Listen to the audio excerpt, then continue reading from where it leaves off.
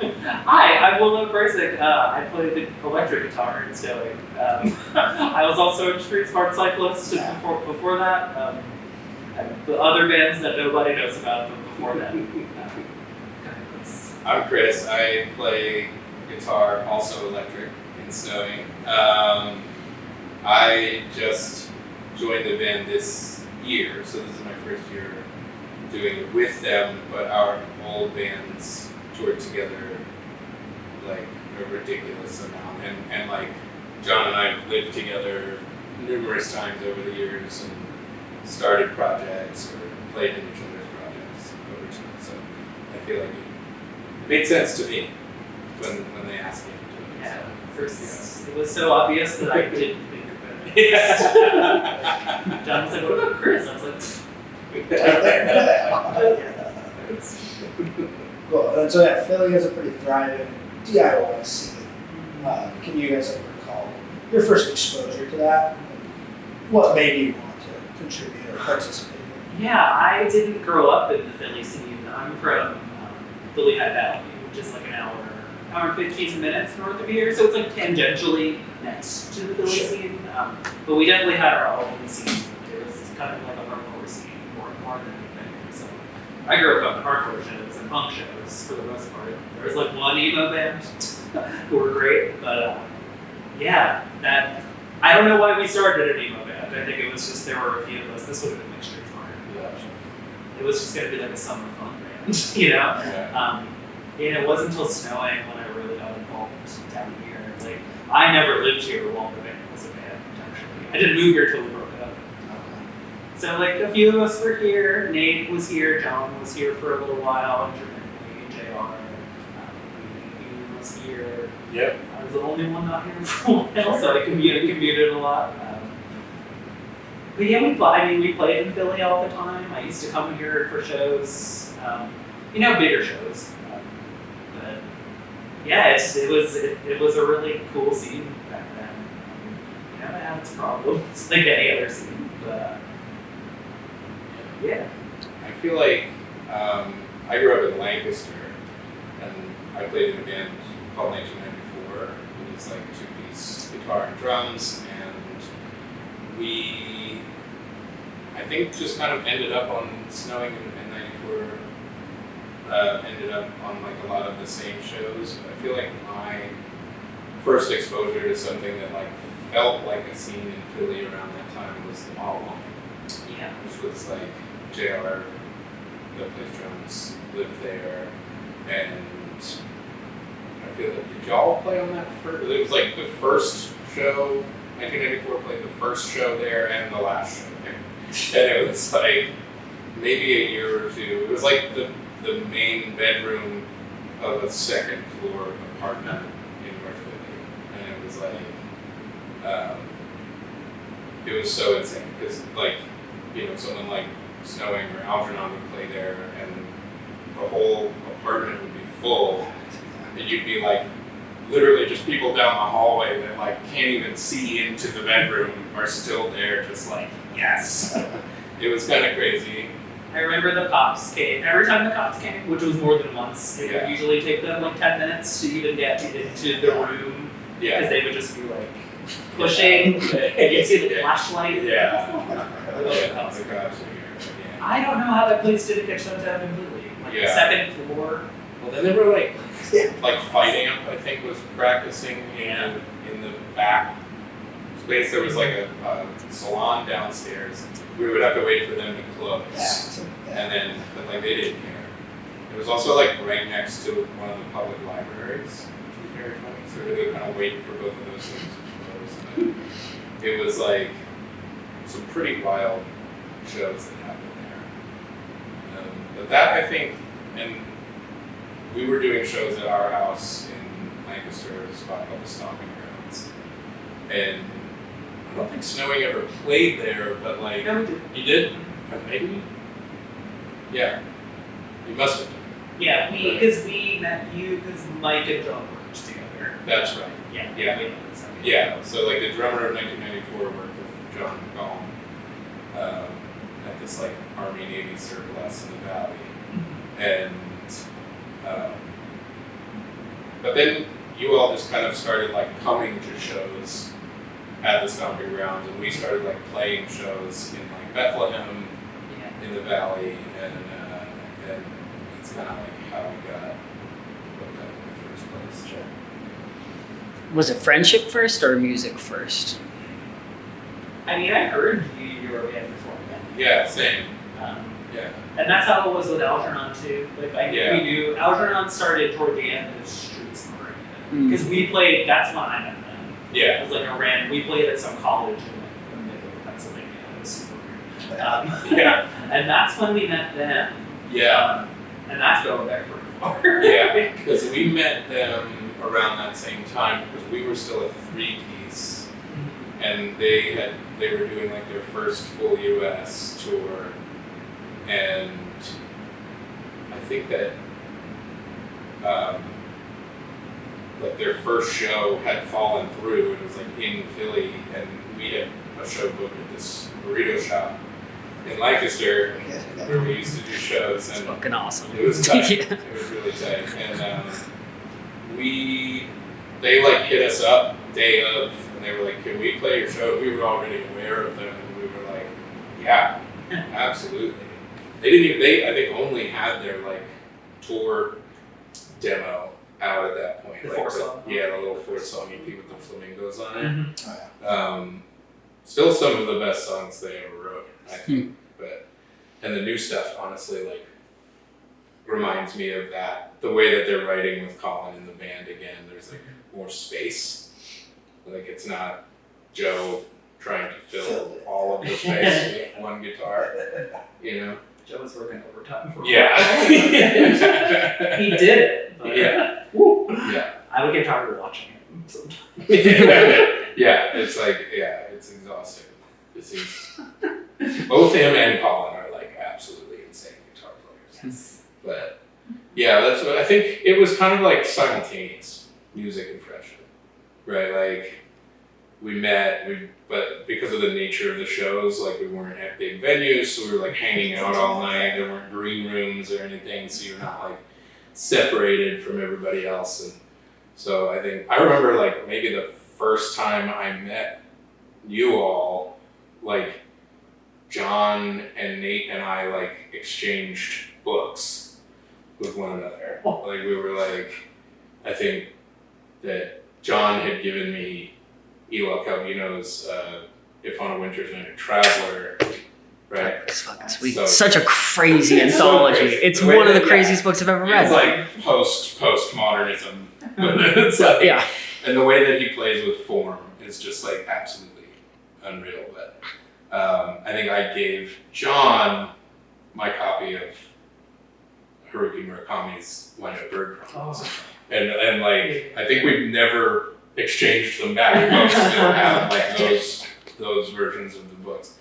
But yeah, it was like that first night at the Stomping Grounds, I think, was like, all right, cool. And then if you look in pictures from that time period of like 1994 playing at the house or something, it's like, you know, everyone in Snowing is like in the audience. It's like, you know, definitely it became very close knit very quickly, and we toured together like quite a lot. And since we were just a 2-piece, we would like kind of share gear and jump in the van.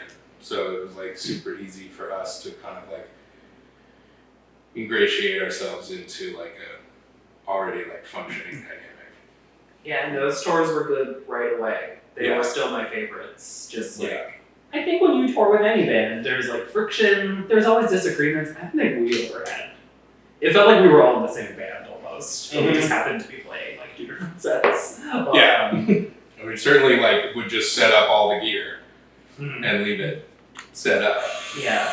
And it was like, you know, super easy changeovers, super easy load in and out. And that left more time for like bonding, partying. Yeah, for sure. Yeah, so that tight-knit, like, intimate environment, do you think that still exists a lot in Philly? How you guys experienced it? And, like, if not, can you speak more to the importance of that and how that may have shaped, like, how you view doing music? I think it's still there in like pockets. I kind of dipped out of DIY for a little while. Tried to just be like a regular person in town, which is so stupid. Now I'm trying to claw this back. Like, which is it's been great. But yeah, it's never going to feel the same as it did back then. But that's good and bad. There's like stuff that got way better. I mean, we're not 20 anymore. We're not 22, 23. Like, I don't think I would ever be at a house show that is just like a riot. At this point, it is just like, I am 39. There are people here half my age. I can't be doing this. So that felt like a very of a time and of a place thing. Just those insane, like Caligula blowout. Absolutely. But I mean, there's still house venues. Like, I went to a house show a couple weeks ago. It was wonderful. Like, this seems just changed. It's just not like that anymore. It's just like a lot more. People are respectful of each other's space. There's not as many like heavy drinkers that I've seen, at least. I think it's like a generational thing too. We definitely were raised in a generation where it was like, part and parcel, just part of it, that you were gonna party your face off. And I heard Tom from the Menzingers say this one time on a podcast, but he was like, it wasn't where are we gonna drink tonight, it was like, or it wasn't like, are we gonna drink tonight, it's where are we gonna drink tonight. And then people are rolling up with like 30 racks. And it's like, I think that it is more focused on the music aspect and less on the social aspect of it. Not that the social aspect isn't still important, but I think like Willow said, it's like I think it is definitely still happening. We're just like not in it as much anymore. But I also still see it, even at like the bands that kind of moved up to this like higher level of touring, like Mannequin Pussy or Hop Along, Soul Glow for sure. Where like especially Soul Glow, I feel like their shows really feel super intentional and they have a lot of important stuff to say, and I think people were saying that stuff back when we were doing it, but it was very often like very polarizing or snowing, I felt like we stuck out because we were like not having that shit. Like, there was like a lot of homophobia back then. It was like bad. And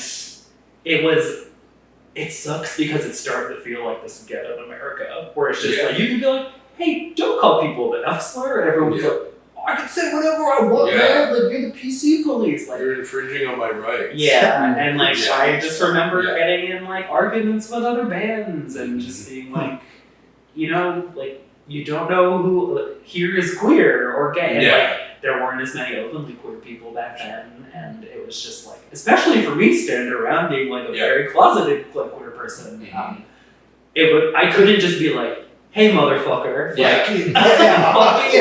am queer. You suck. I had to be like, you just shouldn't say it. But there was like a full-out blown internet feud. Just like just like calling people homos, F slurs, just like using gay as a pejorative. Like, what the fuck? I felt crazy. A lot of a shocking amount of fucking pushback on that. It's fascinating because the genre preaches. Right. Inclusivity. Diversity, acceptance, but in practice, is so rarely seen. And I remember seeing I feel like DIY is always a good litmus test for what's coming down the pike culturally, where it's like, we were starting to see more intentional DIY spaces that were like, this is a safe space, we have a zero tolerance policy for this shit. And we are not, if you're causing a problem, I remember having to bounce people physically out of the stomping grounds, or like, you know, at just any space. And even in bands that I played in later, just like having to do it when the venue wouldn't, or you know what I mean, just stuff like that, where it's like we keep our scene safe. Yeah. And like, you know, first copy better kills the one in your head. One thing about like the emo scene here that was like a little not shocking. It was weird coming from a hardcore scene where politics were at the forefront. Like I go to a show and it's just like, oh, they got like a bonds table. Like there's like a whole thing of zines that's just like about veganism and like anti-fascism, and then like start playing here and it's just like, oh, this is an excuse to like do drugs and like get like shit faced. Which was also tight. Yeah, but like it felt very one or the other. It could be very distracting, for Yeah. sure. And you know, when you have people coming into a space like that aren't necessarily familiar with how it works, that's I think where friction happens the most. Where it's like, you know, someone's like, I just want to come in here, get fucked up, do whatever I'm gonna do, go wild, and they're not thinking like, how might this impact somebody else? Exploiting the safe space. Yeah. I think There. Yeah. I think I was lucky to really early on, like 18, 19, be touring with a band from Lancaster that we ended up, I really played in a band called Sadaharu, and we played with this kind of like family of bands out in the LA area in Riverside, and they're still like close friends. Like, and they would always have like an extra merch table that was just like an info shop. So they would have like zines and you know, like any kind of harm reduction type of thing going on. And one of the coolest things I ever saw was '94 got to play with one of Sarah Kirsch's bands, Mother Country Motherfucker. So she did that Pinhead Gunpowder band with Billy Joe Armstrong, Green Day, and then she went on to do projects like Batter Brains and Please Inform the Captain It's the Hijack. And they would play, Mother Country Motherfuckers would play, and they were all wearing Guy Fawkes masks, and then they would play with the zine library was just directly in front of them on the floor. And so they would be like goosebumps, because they would just be like, come get it. Yeah. If you're curious, like, we want you to look at it while we're playing. We want this to be like as much a part of the experience As the music. as the music is, because it's that important. I miss that like theatrical, like making a point Yeah. performance art part of punk a little bit. And you know, I feel like there's like a bit of that in Snowing, where that's where because we always have stupid ideas. Yeah. And you know, we always just want to do dumb shit. And Yeah. I think that comes from seeing bands do something. Like, that's like a serious thing. I remember like Yeah. this is not our scene at all. Remember that band Mile Marker? Oh, They were yeah. like on the Midwest. They were kind of like a synth punk band. Oh, yeah. I remember I they was did just talking about that record the other day. They did like an entire tour where they would play behind a curtain and it just said entertainment. Wicked. And you really couldn't see Yeah. the band. So Oh, good. They were like members of another band also. I can't remember who, but yeah, so good. That record is very good still. But I don't know how to formulate this properly, but so there's a lot of, you know, the pipeline of culture coming out through DIY. Snowing, obviously, you're not on a reunion, but there's a lot of resurgence right now. What is like the social political climate that's like driving this resurgence? Why is there this huge flock towards emo again? Yeah. that's a great question. I mean, emo like comes in waves. They call it waves for a reason. I think for us, I mean, I have like a personal reason and I think an overall reason. I think the overall reason is our wave was not like huge, right? Like it kind of never got out of the basement.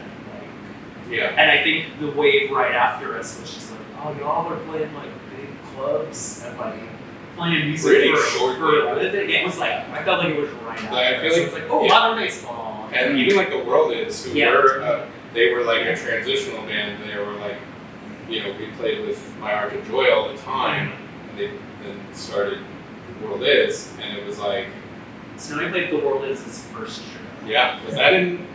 It was a dancing one. Oh, cool. Yeah, because we played that show with them at Scourge House in Cleveland. But like they were operating at the level that we were, they just didn't, like I feel like the bands from our wave were like, they just didn't break up. You know what I mean? Like, they stayed on it. If you made it. Yeah, right. Yeah, and like, Found success. exactly. And you would see bands kind of like, who kind of like shifted from that, like they got out of the basement, they started doing like smaller club tours, and then all of a sudden they were opening bigger national tours and stuff like that. But you had another reason. Yeah, well, just even to like elaborate on that, I felt like bands like us and Algernon were kind of on the cusp of that. Mm-hmm. I don't know how it would have played out. I don't know if we would have hit like a modern baseball sort of punch, because they got like weird, like, not weird huge sounds bad, but they got like legitimately Yeah. I mean, yeah, and they're still and they still are like a big following. Yeah, Like, yeah. I think we were about to start touring on real venues. Like, I think that was the next step that would have happened. We would have done another round. I agree. I mean, that final Snowing show was at the church. It was like Yeah. a big deal. Yeah, that was the most people I'd ever played in front of. Yeah. And, you know, I joined bands or was playing in bands that were touring with that next wave of emo bands. So it was like, you know, like I'm actually in the studio tomorrow with Brandon, Ian, and Chrissy. So it's like we're doing a fun little thing. And it's like, you know, still that same culture of like, if anything, it's like the safe space idea gets expanded upon and improved as it moves forward, which is really great. I remember the first Mojo tour that I did, it was like the first tour that I've been on, they were like, it's non-negotiable that if we're playing your venue, that the bathrooms are gender neutral every night. And they were also the first band I toured with that were like, if you feel unsafe, here is the tour manager's phone number, text him or call him, and he will come and find you, and we will like figure the situation out. And there were multiple times where he was like running guitars to the band, and then he'd be like, I gotta go. You know, like people would use it. Yeah. And you know, it's just like, I think that people who are like outside of like sociocultural norm need safe spaces. We as people, just humans in general, need a third place, right? Like we need that other place to go that isn't work or home, or school or home or whatever. And so I know for me, DIY emo especially, because I did it all backwards. Like I was super into like Midwest emo in middle school and high school, and then got like really into pop punk and stuff in like my 20s was when I started listening to like Dillinger Ford and No Offense. You know what I mean? But it really was like, it's the place that you go where you belong no matter what. And I think that in a world that is, you know, more and more divisive and more built on like othering and exploitation, oppression, extraction, we need that. It's like we need this now more than ever. The world needs snowing now. That's the campaign button. Yeah. We're going to run for public office. That kind of dovetails with like my personal reasons for the wanting to be back. Like, Yeah. my 20s were awful. Like, it's just like not a great time for me. I was not super present during this band. I felt like I have no like actual memories of like Snowing Chapter 1. I have like snapshots, like still images of shows, but I have no like actual memories. It's just like I'm fucking repressed from being like in trauma for like a decade. And you know, it's only been in the past 6 years now that I've been feeling better and like myself, and it's just, Yeah. As soon as we got asked to play shows, I was like, I would love to play shows. Yeah. Like that sounds really great.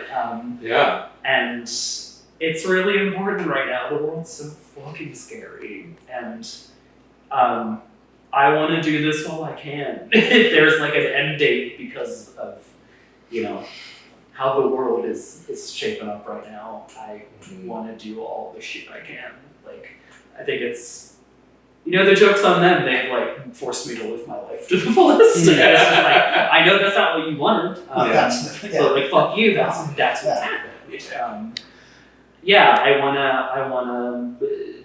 wanna help people. I wanna like help younger bands. I wanna like, I don't wanna sound full of myself, but I wanna like be a mentor. I wanna help people. I wanna tour with younger bands. I wanna have them play our shows. I want to like bring opportunities to that they have to claw for that we are fucking handed right now. Like, yeah. I think too, it's like it's an opportunity to learn from them and to like kind of stay in touch with, because it's like everyone has something to teach you, whether it's positive or negative. Yeah. But I feel like, I would way rather interact with younger people, not in like an ageist way, but in a, I would way rather spend time with like a Gen Zer than a boomer. You know what I mean? Yeah, we have more in common with the Zoomies. For sure. Yeah, but I love Gen Z. yeah, I think too, like, same. Yeah, they're gonna save the world. Yeah. But I think like something that you said, like, that you have to like claw for it. It wasn't always like that. Like, No. I feel like something about like, there being like the scene where you would like go and open up for a band you really loved.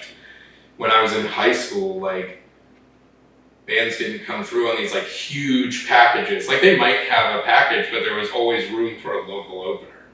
And so there were opportunities to like, open for these bands that you were like, like in high school I got to open for like the Early November, One Line Drawing, like bands like that, where it was just like Murder by Death, it's like Tangible bands. inclusivity. Yeah, right. And it's like, but it was interesting because it was like, a lot of them were like club shows, some of them were like fire halls, but you started seeing people like, you're not policing, but like you're caring for your own scene, you're fostering and protecting your own scene.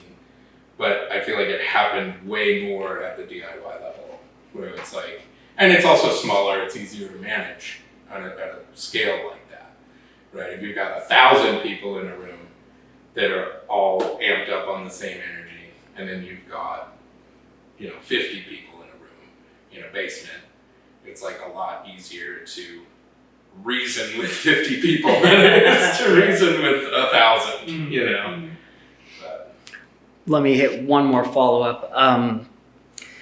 So the popularity of the band, I'm wondering, so now you guys have the ability to create the safe space for others, but was the inability to create that space like part of the reason of the demise of Snowing? Like, was it just too much to handle almost? Or? No, it was interpersonal stuff. Okay, Yeah, got it. Very uncomplicated. Yeah, there you go. Chris was on tour in 1994. We did a big 6.5 week US tour. It was us, Algernon, 1994. We were all in one van. Biggest mistake of my public life. Cool idea. Yeah. What a money saver. Yeah. But you have to think about that also. Yeah. It's not like, I don't know that it would have been financially feasible I don't think we would have for made us to do that tour Yeah. if we hadn't all jumped in the same van and had like merch specials and stuff like that. but it was just too much. I mean, for me, I'm like a pretty introverted person. I like love my space. I love my quiet time.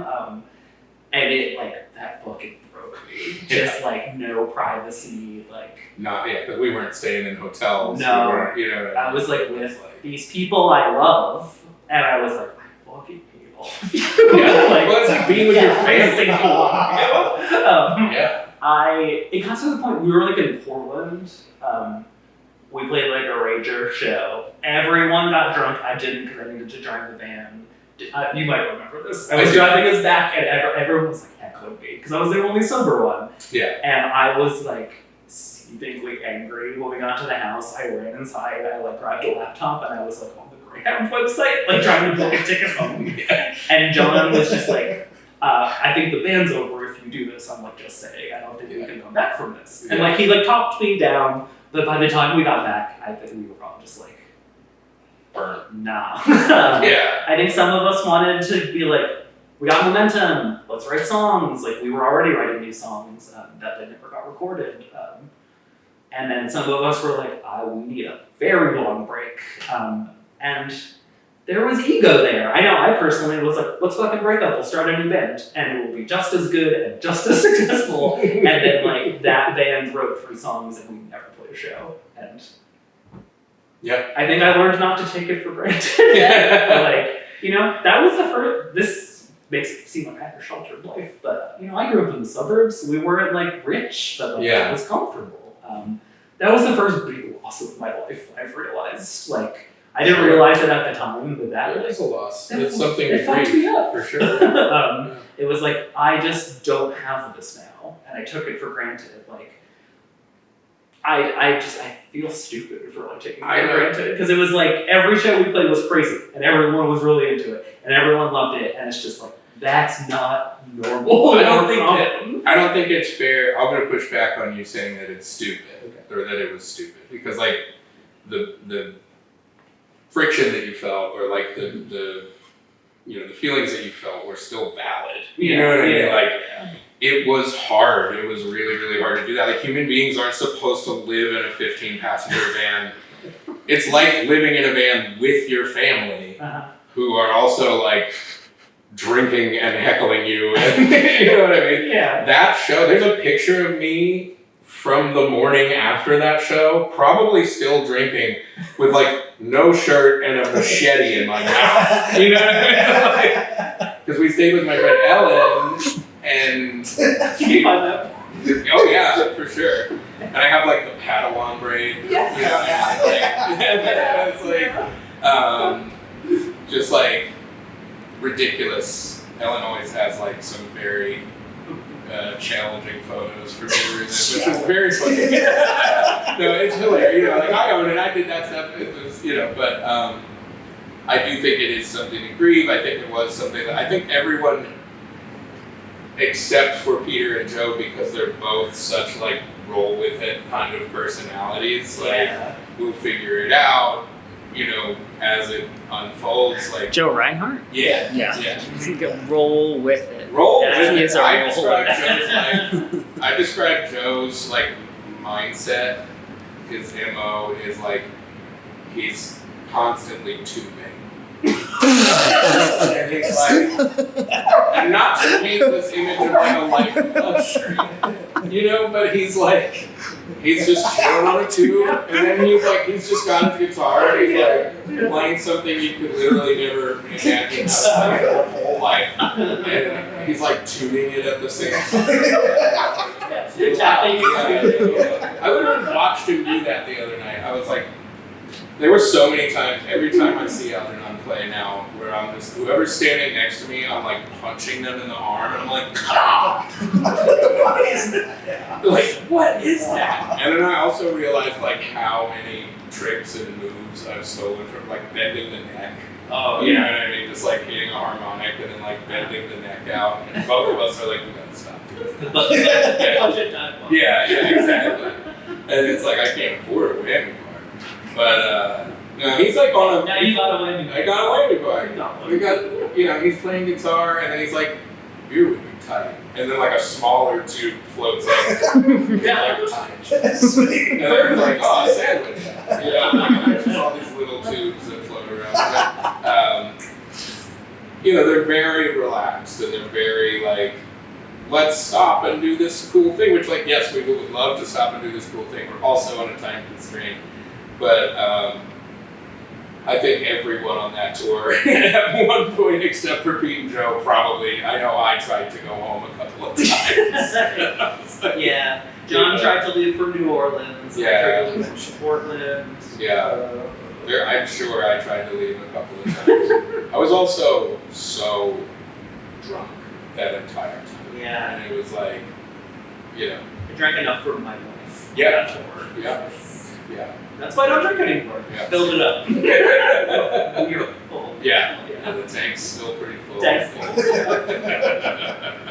I genuinely love that no one was making It is really so nice. funny. Like, you know, we will get hotel rooms now, and it's because it is what's so much more.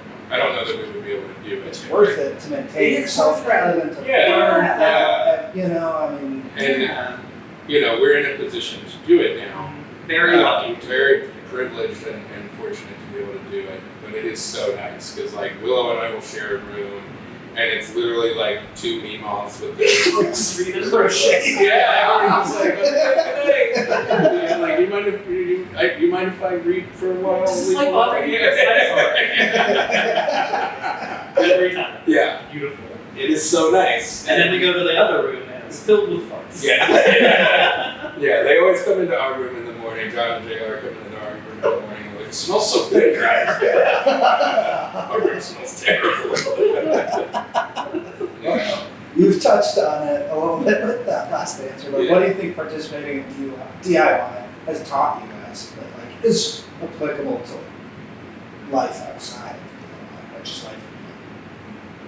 I mean, I always try to do shit myself. Like, literally, at this point, I will always be like, can I just do this? Do I need to, like, evolve Is this? there a YouTube video I can watch? Yeah, I love a YouTube tutorial. Like, Same. Oh my god. you know, I taught myself to play guitar. I taught myself, you know, I make websites for a living now. I taught myself that. I don't think I would have had the confidence to teach myself a career if I hadn't, like, taught myself to write songs and play guitar and, like, book tours and, like, you know, you learn a lot. Like, weird management stuff that is just, like, one day at your work, you're like, one day at your work, and you're like, oh, god damn it. Yeah. Being in a band helped me just now. Yeah. I have to babysit this, like, you know, snow globe of capitalism that I'm Yeah. Or like when some of that, no. It helps me at work since, you know, I'm a developer, I write code. Right. I need to, like, critique other people's code. Being in a band helps me with that. Because sometimes you got it in your brain, you're like, that sucks. But you gotta be like, hey, I see what you were going for here, but why don't we try this? You know? I think it is like critical thinking skills, certainly, and the ability to critique someone's behavior or the parts that they bring, or, you know, whatever it is, or critique your own shit. But I also think that it's like, it's not a meritocracy, right? It's like, we're all here, we're stronger when we do it together. And being in DIY spaces, I think, gives you a lot of like conflict resolution skills. But I think something that comes to mind is like, I don't know if you'll remember that when there was that like that band Wednesday, that there was like that discourse on Twitter of like they were talking about how they sleep in, they get hotel rooms because not all of them are straight white men, and I don't know if any of them are, but you know, they were just like getting shit from all these like older DIY bands where it's like, you gotta pay your dues, you gotta sleep on the floor, you gotta carry an Ampeg 810 down the sketchiest flight of basement stairs you've ever seen. No, you fucking don't, and nor should you have to. Don't have back problems if you don't need to. Like, that to me, that mentality is absolutely antithetical to the spirit of DIY.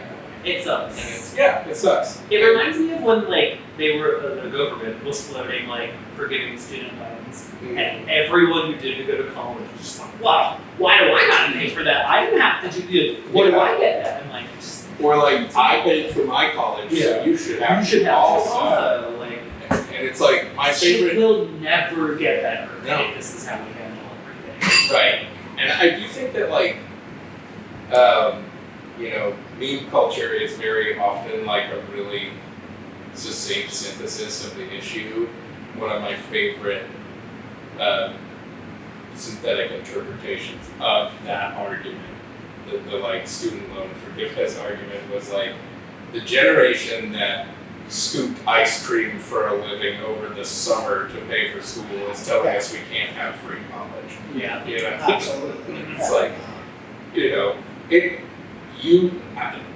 makes me so crazy because it's like, I did all that, right? Like, we've done all that. We slept on the floor. We stayed up till sunrise. The vans were breaking down. They weren't safe. They weren't, like, we were not in safe places except for usually the venues. Yeah. And even then, sometimes structurally, those places weren't the safest. Like, but it's like you want other people to imagine that, like, that was your kid or like your sibling, or you know what I mean. You want them to go through all of that. You don't need to suffer for your art. That is not part of it. You know what I mean? And that is a lazy and it is low hanging fruit. You know what I mean? It is just capitalist rhetoric in a Black Flag T-shirt. You know what I mean? Yeah, on our tours, if we would have made enough money to get a hotel room every night, we would have. It's just Absolutely. And we'd literally be like, we are punks, we must sleep on the floor, get cat piss. Yeah. It's cooler this way. A drunk man's vomiting next to me while I'm trying to sleep. Like, I prefer it. I sleep with a lit cigarette. Yeah. I love it. It's fucking fun. Yeah. Great.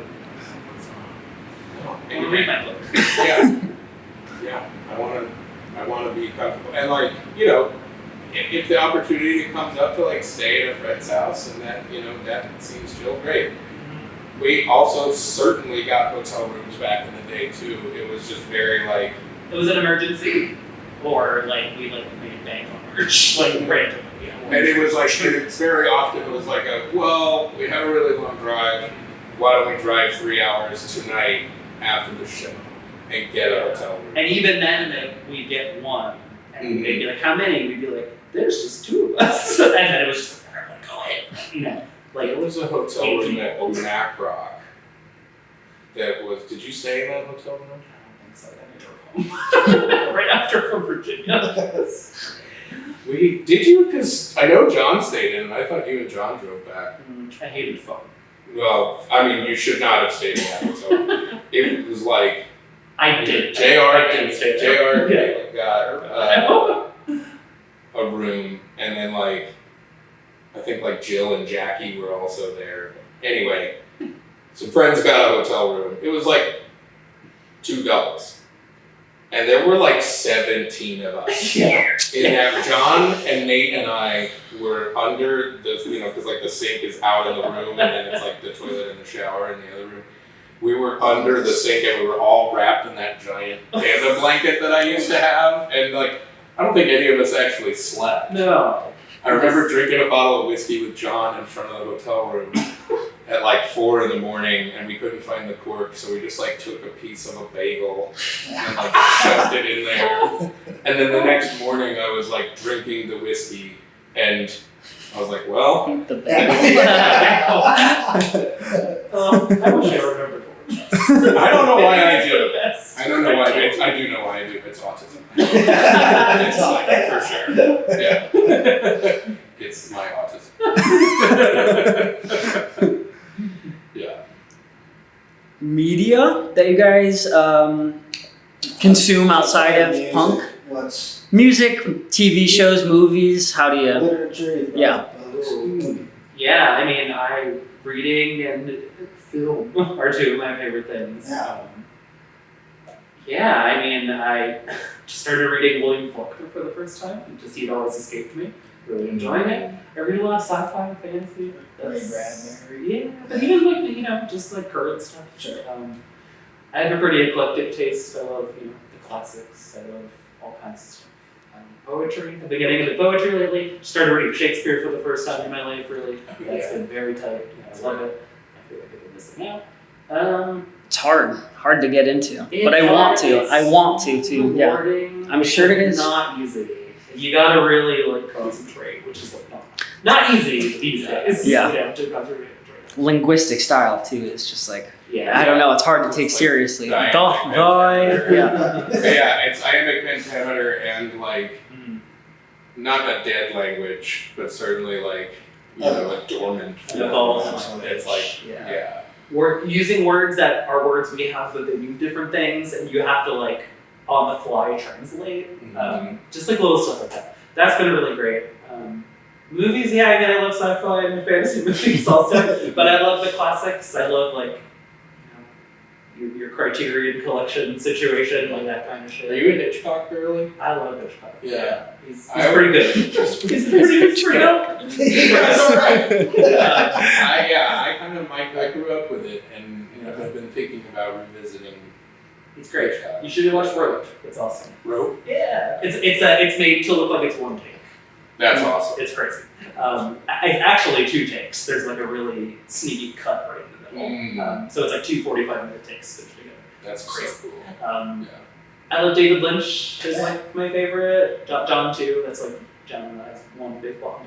Not like that's our only bond. Yeah. It's like one of the things we bond over. I love old stuff like Billy Wilder. Just like The Apartment. Like in Sunset Boulevard. All that shit. Music outside of punk, I listen to so much shit. It's like I always tell people in my band, like younger people, like my best thing that you could do is listen to a lot of music. Like don't just listen. Don't get out of your lane. Like, Don't just listen to. Yeah. I almost think it's like weird when people Yeah, it's only listen to the same not style as the curious shit that they about make. this. Where I'm like I only listen to emo, and then I play emo. It's like I feel like it's part of like being a lifelong learner too, where you're just like always taking in new stuff. I don't understand not being curious about music. Like I love to deep dive. I think I'll be like like this past year I got really into like English prog rock, like King Crimson and like Genesis, and I feel like everybody was around me was like, Willow, what's going on? And I'm just like, you don't understand. Peter Gabriel Genesis is so good. He's so handsome and his voice is beautiful. Like that. I love jazz. I love country. I love like jam bands now. I love like King Gizzard and the Lizard Wizards, like my favorite current band. Like I just went to see them a few months ago for the first time. I was just like, Snow and should jam. We should get a jam band. This is awesome. We kind of are. Yeah, I think maybe we'll move into like our jam band and we just tour like outdoor amphitheaters. Yeah. The dream. That's the dream. Yeah. A seated show. Yeah. And we jam. Yeah, and everybody, we just jam. But Jazz Odyssey. Jazz Odyssey. We're witnessing the rebirth. I want to just be a Spinal Tap joke by the end of this. I do think that like we've alluded to the fact that we have a lot of dumb ideas, and something I do appreciate is the willingness to like act on them. Where it's like, because I feel like Mike and I were of that mindset as well in 1994, where it was like the song titles are always like, there's like that joke about emo song titles where it's like, blah, blah, blah, blah, so I shotgunned a beer and went back to bed, and then the lyrics are like fucking devastating. And it's like, I love that. I love that pump thing, right? Like that you're like, oh hey, actually, this will destroy you. But we're also not taking it too seriously. And it's not that we don't care about it, it's that like, if you take yourself too seriously, you might stop having a good time. Yeah, it's like, it's not even finding a balance, it's just like both have to be true at the same time. Right, it's I dialectical. It's like deadly serious about it on one hand, on the other hand I'm like, it's fucking music, dude. Like who cares? Like we had like so many running jokes and dumb ideas. Like even last night, Boat Tour came back up. Boat Tour. We've had a running joke that we would have tour on a boat tour. I don't know if it's a joke to me. Down the Mississippi, in all the cities. We could just get on like the boat. Yeah. We could do one of those. Do you follow that English couple? I do. I know exactly what you're talking about. Yep. And now it's like they have a second airboat that's just a greenhouse. And they grow all I'm sure they do. fucking food on the channels in That sounds like an indie survival game I'd go. Yeah. They're like only on rivers Yeah. too. Never the ocean. Just like I'm in a canal right Yeah. now. Have you ever gone on one of those boats? No. Like, so we were gonna rent one, a friend of mine, and I like, you can rent them, excuse me, in, he was living right off the Erie Canal in Rochester, and you can like rent ones that have been like kitted out like an RV, and they come with like bikes, so every town, you have like a slip that you can pull up. You just go talk to the like channel master or whatever it is, and you I forget what it's like. Yeah, they also Probably is true. teach you how to use the locks, so you can like go in and then like fill the thing with water, Wow. and go up and go over. You know what I mean? It's so cool. Oh, I have a crazy tangent. Yeah. Wait, you finish. Yeah, so I just was walking back we went out to get ice cream, and I was like, I'm gonna walk this off. We're gonna walk back to the house along the channel.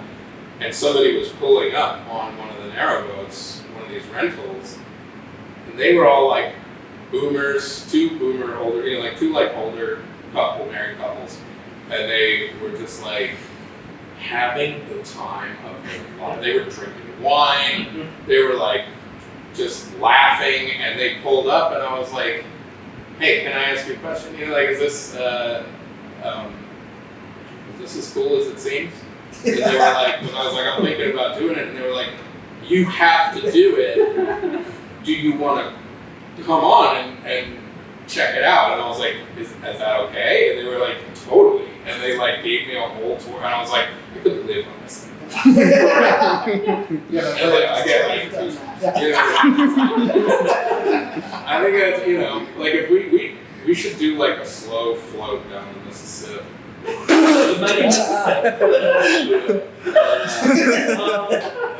Chris is going to Old Prospect. Yeah, That's it's- Let's paint this one out. Yeah, sometimes it comes out.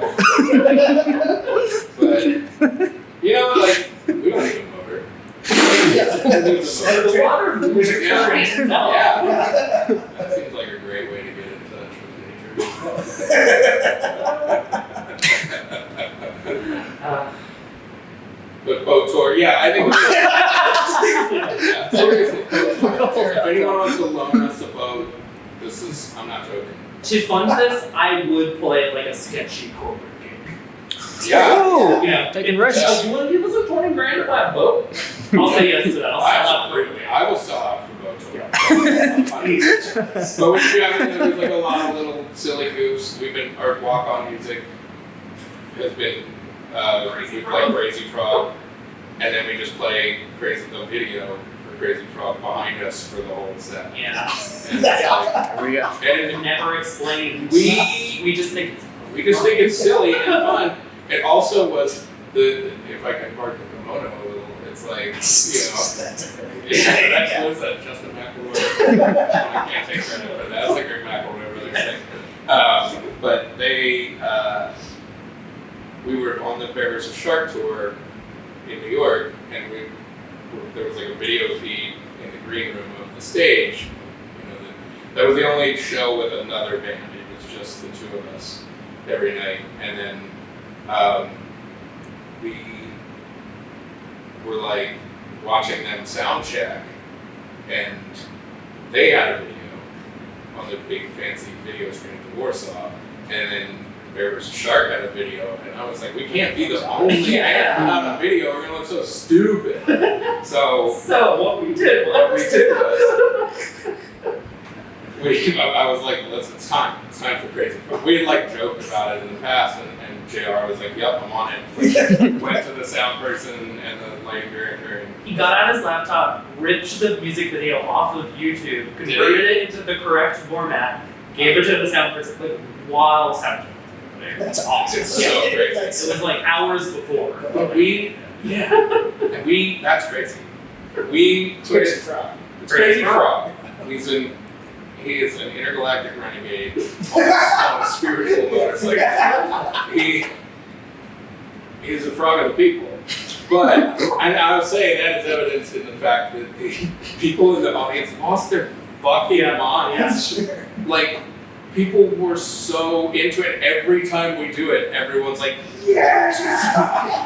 crazy. That frog is crazy. You just don't know anything about it. Yeah. We are going to get sued one day for something, and then we're going to keep doing it. Turn it into a collab. Yeah. We did a crazy frog shirt Yeah. for the Toronto show. Yeah. Deep lore, very deep lore. Yeah. Dumb merch is one of my hallmarks. I feel like Yeah. just really stupid shit, and that's because like our friend Chris Reject, who's in the lyric, Yeah. he's like he put our records out when we started, and still continues to still sells them somehow. He also owns a screen printing business. That's his profession. So we have like 3 writing. Yeah. So it's either just like we'll be like, Chris, do whatever you want. He loves dumb shit too. He's like the speaking like I think it comes. Yeah, I think it kind of started with it, Yeah. honestly. Like he will just do animated stuff and like bring it to the show and we're like, perfect. Yeah. This is Nailed so it. stupid. Yeah. I love this. This is so dumb. But now we can like we can do shit like be on a Zoom and design a shirt together and we send it to you and then we have them like the next day. Like, Yeah, and he also pretty usually comes with us to Yeah. like run the merch table, and because like he's the one that has all the records and the shirts. So Yeah. he's like, well, I'm gonna be the one counting these. Thank you. And but I mean, he's always, as long as I've known the band, and like he put out 1994 records as well. We did a lot of stuff with Square of Opposition, and you know, he did merch for us. He's managed merch stores for other bands that I've been in. He does a lot of really cool stuff, and he is very DIY minded. Yeah. He kept we had always seen the float essentially, like booking shows, putting out records. And now he does like wrestling. Now he books Oh, shit. indie wrestling shows. That's We Yeah. played one of them and almost collapsed Did you before, really? and that's like a legendary thing now that I've never heard again.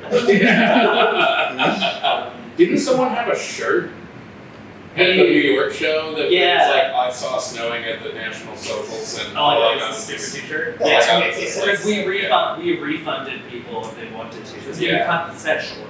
And it was one of those things where people were like, I drove 8 hours! And I'm like, don't tell me that. Yeah. I'm so sorry. So, So we like also gave them these shirts that was but you all were like cursed for a minute there. oh, we were snake bitten. Like, we're Yeah, like if someone kissed a witch, or like ran afoul of a toad. Kiss the witch. But yeah. And not in like a fun way. Like it was like there's an X. It was It was like yeah, we played Broken World Fest. That was the first week. That's like dope because it was something like this. yeah. And that set got cut short. John almost fought the sound guy. Which is one to finish. Yeah. They cut us Yeah, off. it was like the owner. It was the owner, The owner. yeah. Well, Spirit. They sold Spirit. He sold it, but yeah. Then we played Square of Opposition Fest, which is Chris Reject's record label.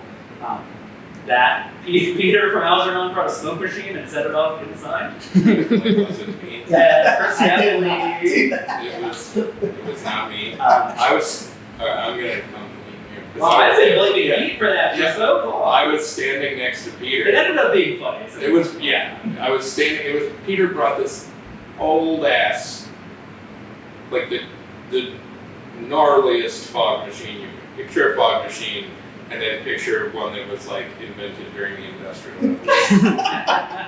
He was like, you know, I think we brought it for Dogs on Acid, and then we plugged it in for Snowing, and I was standing behind like Dean and JR at the back of the stage. It was like Yeah. Chris, Elevated. in classic Chris Reject fashion, built like a 2-inch tall riser. It's the same. It's a stage. We built a stage. I don't know. But and then it's like, why is everything falling over? But Pete was like, because there's no barrier, so like the PA speakers were like crushing the kids. He was like, Greg Chumpire had to get up and like lecture the crowd. I'm not your daddy. Yeah, he said I'm not Not your your daddy. daddy. I'm not your daddy. Not your daddy. The fire department came. Yeah. I seriously stood with my guitar and just stayed there. And I was just like, okay, well, when I leave, we can finish. And it was like there was like an intermission. Yeah, that's what I thought was gonna happen. And then they were like, no, this has to stop. So was that like a flea market in Bethlehem or Allentown? It was in Allentown. Call it dirt mall. It is the dirt mall. Call it the dirt mall. Yeah, it's a dirt mall. And I was standing next to Peter during the set, and he was like holding the button on the fog machine, and I was like, holding a beer, and I was like, more fog, more fog, And Chris, you're out of the band. I know, right? I thought you knew this already. No. I was like more fog, and then as soon as, because it was like a combination of very old smoke machine, very old building, so it triggered the fire alarm, which was literally just a hammer and a bell. And as soon as that happened, I was like, it was both of us, but it was Peter supplied the Still pointing. One of my favorite artifacts from snowing is the poster from that fest because we are built above pistons. Oh yeah. And I'm like, take that, fellow Lehigh Valley band. Their set was incredible. Oh, they were so good. They were incredible. That was it was a very special fest. I got tattooed. Yeah, you could get square up tattoos. I got one. I should have got one. Okay. That one went really bad. Then we played DIY Super Bowl in Philly, and we played outside, and it was like a cyclone of dirt. And then the PA died, and we had to play for 4 songs with no vocals. But everyone sang. Yeah. It was really fucking beautiful, actually. But we just there was a running joke. It's just we haven't finished a set on this continent in 10 years. Wow, that we went to Japan and it was great. Everything was fine. We finished all of those. Turns out it's the USA. That is awesome. But I think that so we played a secret show prior to the Bear vs. Shark shows at Chris's Scream Cream shop in Lehigh Valley, and I think that they announced that because it was he just booked a show and then put a TBA band on, and then at doors was oh, it's snowing. And so maybe 30, 50 people showed up. And it was nice because that's exactly what we wanted. We wanted a really low stakes way to it was my first set with the band. I had literally I was still learning songs. I don't even think we played the full set. So it was there was still a song or two I needed to learn for the actual tour, but we wanted to kind of shake the rust off a little bit. And after we finished, Chris came up to me and was like, that was the first entire set that the band's been able to play since the final show in America. Yeah. And I was like, holy shit. We did it. We did it. Yeah. I was like, okay, no pressure. I think I have one more question. The documentary is Finding Peace Through Hardcore. So do you guys have any recommendations on, if someone's watching it and is struggling to find peace? You guys have gone through the ringer DIY scene. How do we find peace? That's a large question. Huge question. If you have an answer, I'd love to hear it. Finding community is really important. It's hard. It's not easy. It's not just you show up to the thing and you make friends. It's luck of the draw sometimes. But I think finding your people is really important in a society that is more and more singular. We're all isolated. We're just parked in front of screens all day. That's how we talk to people. I think. Wow, is this me being old now? Wonder. I think something gets lost when you're not sharing physical space with people. It's very different than being on Zoom with somebody or being in a Discord with a bunch of people. That's great. That's really good to maintain relationships and keep them I'm very grateful for the internet for that, right? I can maintain friendships with people across the world. But it's not the same as being with people in a room. And I hope we can preserve that. It's I didn't have, like, again, like I said, I didn't have it for so long. Coming back and playing shows, it's just like, this is magic. This is actually, like, fucking, like, weird. It's like a holy experience or something. It is. It's like very spiritual. It's like sacred. That's like the closest I get to religion. Just like being at a show and being like, music fucking rocks. Like, this is great. I'm here with all my friends and like. Yeah, and I think, like, you know, in the best case scenario, like any faith or religion is kind of based in kindness and empathy and community. And I think that it's like that is what's the most important, like leading with kindness and leading with empathy and even trying to understand people even that you disagree with, and not necessarily, obviously not making space for harmful things, but making space for maybe how somebody might have been taught to believe something harmful. It's like, I know Ta-Nehisi Coates says in Between the World and Me, you know, I can't even be angry with the cops that are killing people that look like him. He's like, they're only armed with the ignorance that they're taught, right? And so when you frame it like that, it's like, and not everyone's gonna come around, right? But I think it is really powerful when people do, and I think, like Willow said, it's about finding and fostering community and finding that place where you do belong.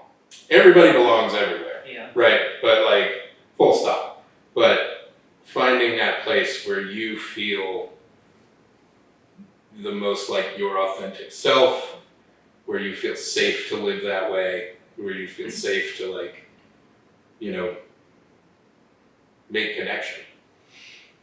Yeah, and it's tough. Everything is a business at this point. Everything's commodified and sold. Yeah. Like, your community is sold back to you, essentially, right now. Yeah. Like, and As an aesthetic, it's like, that is so hard. It's like just getting worse, you know? The business part of the music business, I think I fucking hate that.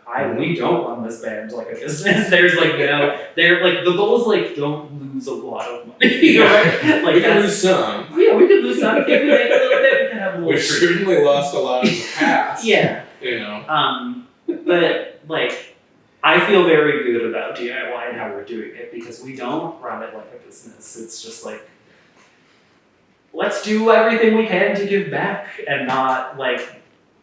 It's just hard to feel safe and included when everything is like, there's just this current of capitalism underneath everything, and it's just like, it guides so many dumb fucking decisions, and it like ruins beautiful things, right? Yeah, absolutely. And it's really, it's hard to keep going sometimes, but like, you just... I think like one of the most disillusioning things for me, you know, coming out of my 20s and into my 30s,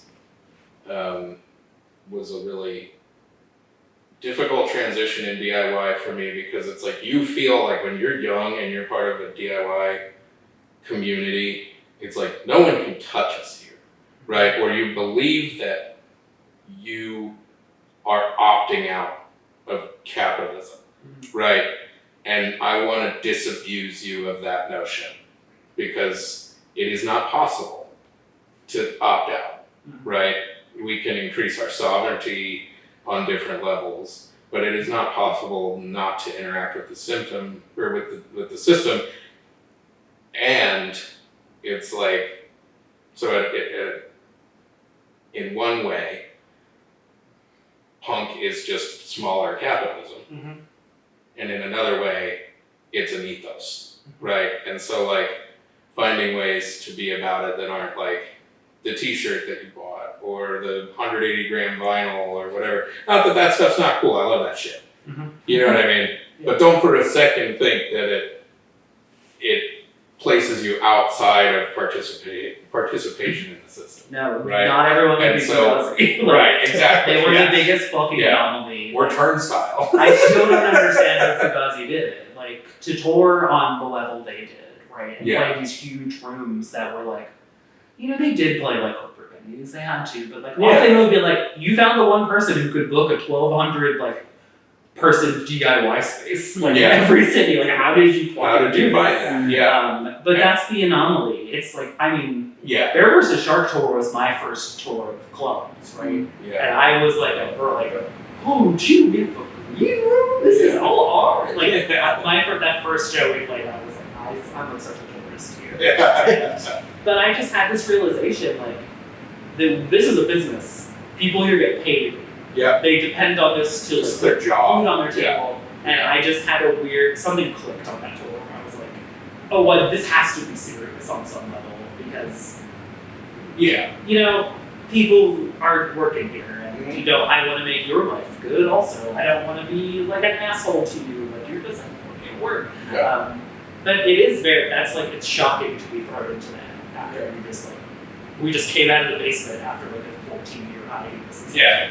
Yeah. Into like For sure. a thing that Like we left my pedal board behind at like I would say most of the show to the point where Bear vs. Shark filled it with all their trash from the van, and then I like opened it up on stage in DC and I was like, oh shit. Mark Paffey was like, next time we're just gonna fill it with fucking cement. But I'll leave you with this anecdote that when I was in my mid-20s, I was working at this record store and it was like a record store production company, and you know they had decided to start doing this like music conference in Lancaster where I'm from, and it's called Launch. They still do it. It's essentially like a pay to play. You have to pay to apply as a band. And then like they go through, I've been in the room where they're like, they have a panel and they're like, why do we think this band should or shouldn't do it? And it's like, it is so brutal, and then you're essentially paying for access to like people in the industry who are like, this is what you want to do. And that first year, they were trying to get Ian MacKaye to be the keynote speaker. And had the good fortune of being in the room when he called back. Actually, the first time he called back, I answered the phone. And I was like, oh, what's up? Record store. Who's this? And he was like, yeah, this is Ian MacKaye calling for so-and-so. And I was like, oh, word? Yeah.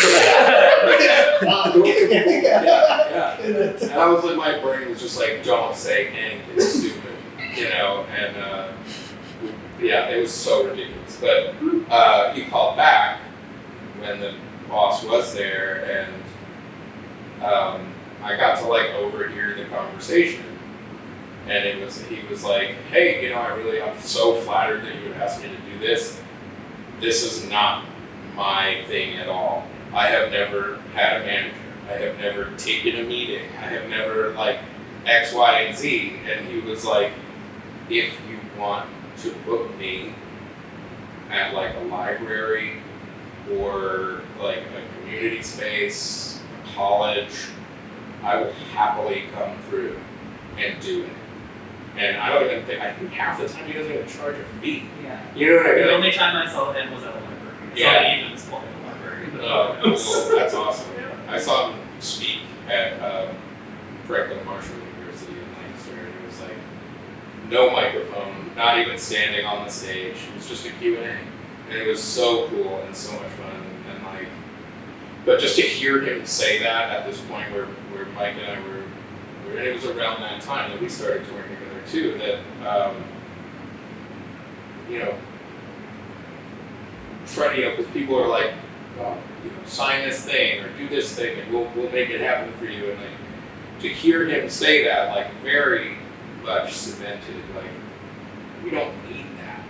We're doing, because if people want you to sign a thing, it's because you're already doing well enough for yourself that like they want to commodify it, they want to tap into it, and you know people it lacks at your authenticity, right? And it was a very pertinent thing to hear at that time. I think also during that festival I got to have the singer from my favorite band, Christy Front Drive, play in my basement, and it was a band called Golden City, incredible, Patrick Buller Records, and they weren't supposed to play that night. It was like the woman from Ringfinger, and then Boyfriends played. It was like an after party thing, like not associated with the I think we call it lunch music conference. And we did shows all weekend. But that was like also, it was all around this one time, in the span of like a week, where I was like, all right, just heard Ian MacKaye say this incredible shit, and now I'm watching Eric Richter play in my basement, weeping. And I think I quit the record store like that week. You know what I mean? I was like, we don't need to do this. We're just going on tour, and we'll do it ourselves. You know? So living out your little dream is so cool. So nice. That's been this entire year for me. Yeah. Like I keep saying like I beat the game this year. Yeah. Like I'm getting all I ever wanted and like just this year. Awesome. Like, and it like culminates with this thing in Vegas, the best ones forever. Like Yeah. that is my literal favorite band is playing after us on the same stage. I literally daydreamed about that when I was 17 years old. Like, it would be so cool to play a show with super drunk. So Yeah. I want them to cry. Yeah. Yeah. We got the It's call like sheet. literal for me, for sure. We got the call sheet Yeah. for the day we're playing, and like I think JR sent it in the group text, and I opened it and I just started signing.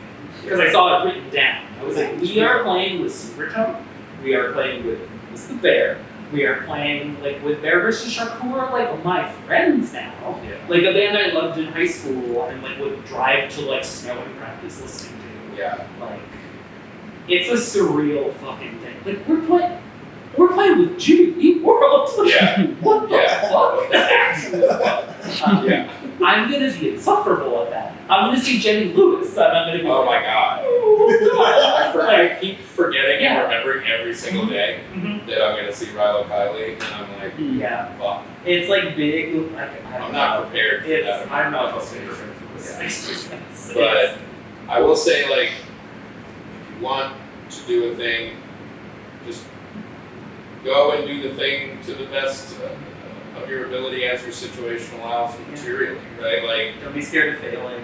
yeah, You're going to. and like, yeah, absolutely, and it's always better, what you take away from that failure, right? And what you take away. And I don't even look at it as like failure. It's just a way that didn't work, right? It's like I did a lot of really scary things when I was really young on tour, and like, not having money, being really far away from home before anybody had a cell phone, and it was like, eating out of dumpsters. And like, literally, I was 18 and I was like, oh, that's fun. Leaving on a 10-day tour with $40. Yeah. Like Flying no, to Europe with like Oh, a pair of Toms with holes in the bottom. Yeah. I mean, like, all things we actually did, and it's like, that's not a merit badge. It doesn't mean that like we paid our dues and you have to do it the same way. It means that we tried, and it was scary, and it was also really meaningful and fun and wonderful. And so if you've got a song, go sing it. You know what I mean? If you've got a stand-up set, go do it too. Like, just do the thing because you won't regret it. Yeah, that's a great.